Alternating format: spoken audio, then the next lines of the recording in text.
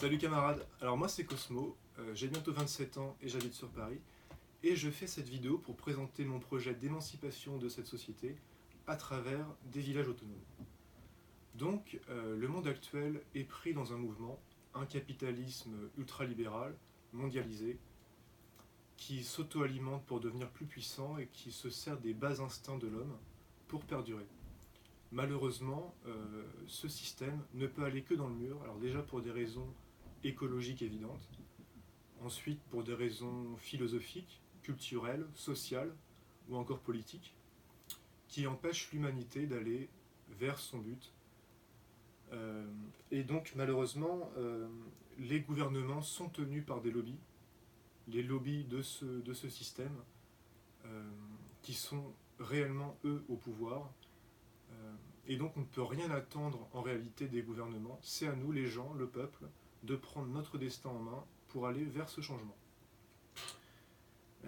Et c'est pour ça, voilà, que je pense qu'il faut complètement, radicalement changer nos modes de vie. Moi, je vois l'idée de village autonome. Alors évidemment, c'est un changement vers lequel tout le monde ne peut pas et ne veut pas forcément à l'instant T participer, mais il faut essayer de comprendre les mouvements de mode. Et d'abord, c'est à des gens qui seraient des précurseurs de faire ça. Et de trouver un mode de vie alternatif qui soit vivable pour la plupart des gens, que la plupart des gens pourraient adopter, sans que ce soit trop rudimentaire, trop dur, une vie trop dure. Il faut qu'il y ait quand même un minimum de confort pour les gens, pour que ça leur donne envie de changer. Donc malgré évidemment tous les problèmes de la société, moi je pense qu'il faut quand même être optimiste, dans un sens où depuis l'industrialisation, il n'y a jamais eu autant de gens qui ont un intérêt pour les causes écologiques. On pourrait croire que la nature humaine serait notre ennemi, mais tous les comportements humains ont été créés par la conscience ou la vie pour la faire avancer. Voilà, ces comportements peuvent devenir inutiles à un instant T. Voilà, il suffit juste d'accompagner ce changement. Et aussi, voilà, l'optimisme fait du bien à notre corps et à notre esprit. Le problème, c'est d'allier cette volonté d'optimisme avec les faits actuels, tout simplement. Mais je pense que voilà, il faut essayer de construire un optimisme pragmatique. Donc je pense qu'il y a des raisons réelles sur lesquelles on peut se baser pour être optimiste envers l'avenir.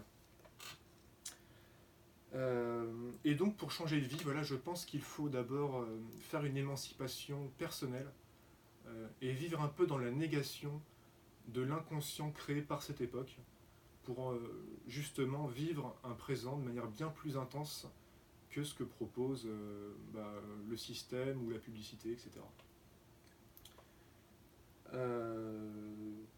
Donc ensuite pour le mode de vie, donc moi j'y vois un village autonome. Je me suis basé un peu sur ce que des penseurs ont écrit sur ça. Donc là par exemple j'ai Fourier avec les phalanstères, ou Bergson qui a écrit aussi sur les sociétés, je trouve ça assez intéressant. Et moi j'aimerais voilà, créer un monde en fait de juste mesure, un monde de liberté. Et pour ça, voilà, en fait, j'aimerais créer une petite équipe pour former un village autonome. Donc moi, je pense que 20 personnes, c'est une bonne base. Moi, je vois une forme associative sous laquelle, pour s'inscrire, il faudrait mettre 10 000 euros. Donc à 20 personnes, on arrive quand même à 200 000 euros, ce qui permet d'acheter un terrain, ce qui permet de construire, ce qui permet de devenir autonome en énergie, en nourriture, ce qui permet d'acheter les machines pour réaliser cette vie en autonomie, et aussi pour acheter ce qui permettra d'avoir un système économique qui nous permette d'être complètement autonome. Donc, pour former la base de cette équipe, voilà, moi je vois ce que je considère comme étant des qualités qui caractérisent ce que serait un Français. Donc je vois un attrait en fait pour le beau et le bien, un attrait pour l'aventure et la connaissance et la liberté. Donc c'est important pour moi, je pense qu'il faut vraiment que ces personnes soient sur des valeurs communes pour qu'il n'y ait pas de discussion, débat, embrouille inutile sur ci et ça. Il faut que ce soit des gens qui soient plus ou moins d'accord et qui aillent ensemble vers la création d'un mode de vie alternatif. Euh, donc dans ce mode de vie, voilà, moi, je serais dans une mesure très restreinte pour l'exploitation animale, voilà. Bon, s'il y a des véganes qui souhaitent faire un village autonome vegan, moi je trouverais ça hautement respectable, voilà. Mais je considère que les plats à base de viande ou de lait ou d'œufs, etc., sont quand même une grande base culturelle de ce qu'est la France. D'une certaine manière,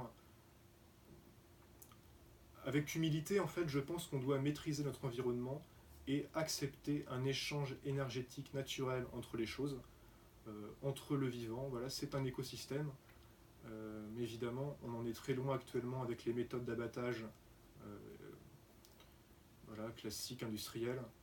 Évidemment, là, il n'y a aucun respect de la vie. Et tout simplement aussi pour les vêtements, voilà, moi je préfère avoir des chaussures en cuir que des chaussures en synthétique. Voilà, tout un tas de raisons en fait. Et je trouve ça bien d'avoir des animaux aussi, d'avoir une ferme dans un village. Je trouve ça intéressant. Euh, alors ensuite, donc sur cette base, donc, comme j'ai dit, moi je chercherai une base de 20 personnes pour créer le village. Et alors selon moi, il faudrait donc des artistes qui auraient étudié un peu qui auraient étudié les couleurs en fait. Donc pour ça j'ai deux références. Donc il y a Kandinsky, plus sur le rapport des couleurs sur la psyché humaine, et Michel Pastoureau sur l'histoire de l'utilisation dans les civilisations de ces couleurs, pour comprendre comment justement les premiers hommes, ou les hommes de manière générale, utilisent les couleurs.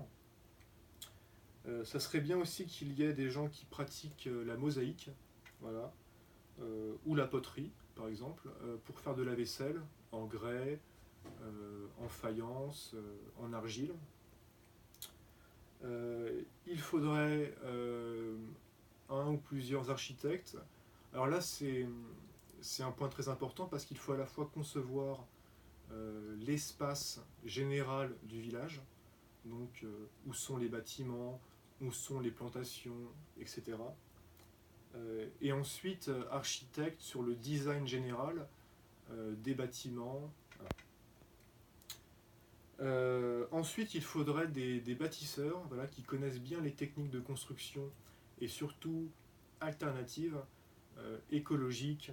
Voilà, pour ça, on peut utiliser le bois, on peut utiliser le fer, on peut utiliser la chaux, terre-paille, on peut utiliser le chêne-vote. Euh, c'est de, c'est de la paille de chanvre qui peut servir pour l'isolation. Alors moi en fait dans le village j'aimerais faire un système économique autour de la fabrication de vêtements. Et pour ça donc j'aimerais trouver des gens qui ont fait des études dans ces domaines-là et qui souhaiteraient aller vers une vie en autonomie dans un village. Donc des gens qui maîtriseraient les coupes des vêtements, les matières, euh, les techniques de couture, et comment on fait pour arriver à la création donc, de bobines de fil, ensuite pour faire du tissu. Euh, Moi j'ai été très intéressé en fait par le chanvre et le lin. Donc le chanvre pour moi je pense que c'est vraiment très intéressant dans le sens où ça absorbe 3 fois plus le CO2 que les arbres. Ça ne demande pas spécialement de pesticides ni d'eau pour pousser et ça pousse très bien. C'est utilisable sur plusieurs points. Avec les graines, on peut nourrir des poules, on peut faire de l'huile, on peut faire plein de choses. Et avec la fibre, on peut faire des vêtements, on peut faire de la chaîne vote pour l'isolation, tout un tas d'applicatifs. On peut même faire une sorte de plastique en chanvre, biodégradable. Ensuite, la permaculture. Donc il faudrait des gens qui aient un certain rapport à la nature, une compréhension du fonctionnement de la nature. Et voilà, moi je vois la permaculture pour nourrir le village plutôt que les monocultures. Et c'est pour ça que je pense qu'il n'est pas forcément viable en fait de faire un système économique basé sur la nourriture, parce que ça contraint peut-être à un certain moment de faire de la monoculture au lieu de la permaculture qui est plus saine.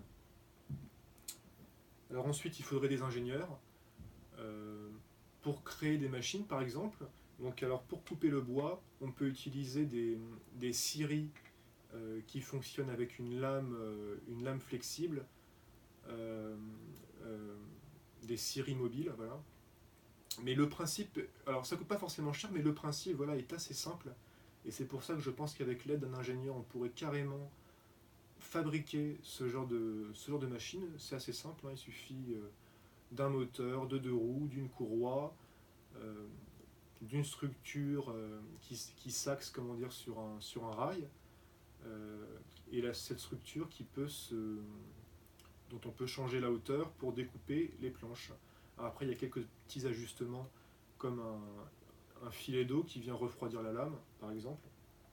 Donc un ingénieur pour concevoir voilà, des machines qui serviraient dans la vie au sein du village.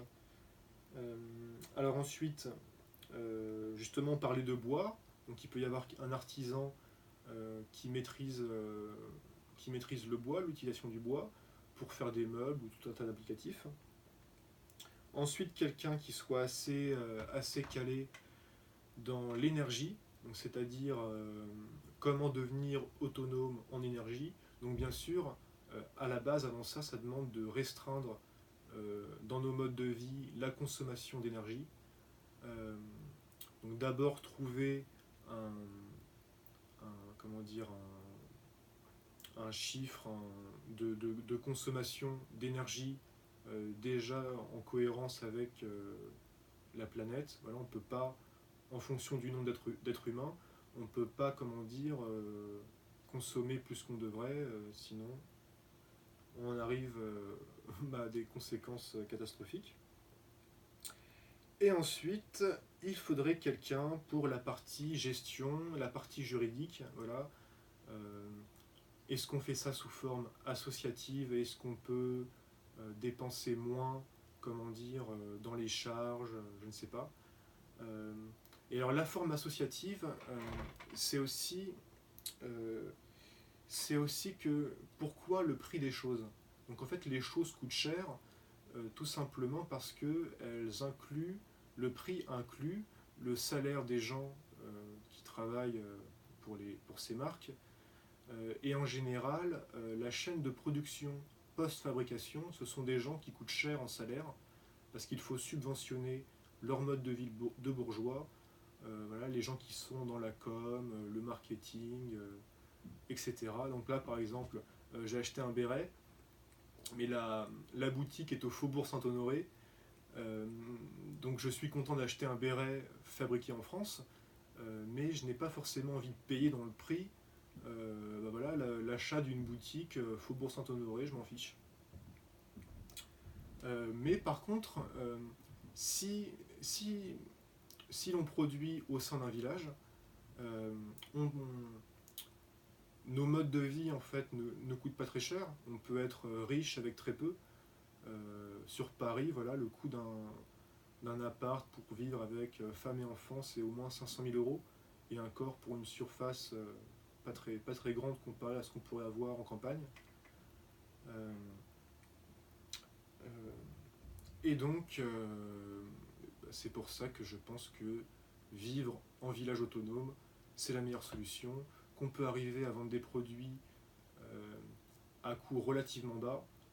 C'est-à-dire qu'il y a un constat qui est simple quand on regarde dans les magasins, des produits fabriqués par les Français qui soient aussi de bonne qualité, durables, une fabrication écologique, biodégradable et à un prix abordable pour la plupart des Français et pas seulement les gens très aisés.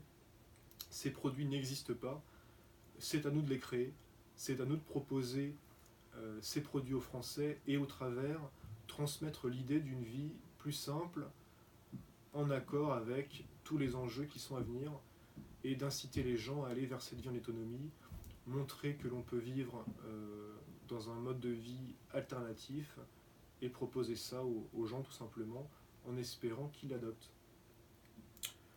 Voilà, bon, c'était pas forcément très clair, j'ai forcément oublié plein de choses. Euh, mais si tu as. Si, si, tu, si le message te parle, si la vie en autonomie te parle, si tu es déterminé, très motivé, bah écoute, on peut déjà en discuter. Je mettrai dans les. Sous la vidéo, je mettrai mon pseudo sur Discord pour qu'on puisse rentrer en contact. Alors pour l'instant, il y a déjà un Discord qui est un peu en version bêta. Mais on peut voilà, déjà discuter en privé. Voilà. Euh, et ben voilà, voilà camarade. Je te salue. Ciao.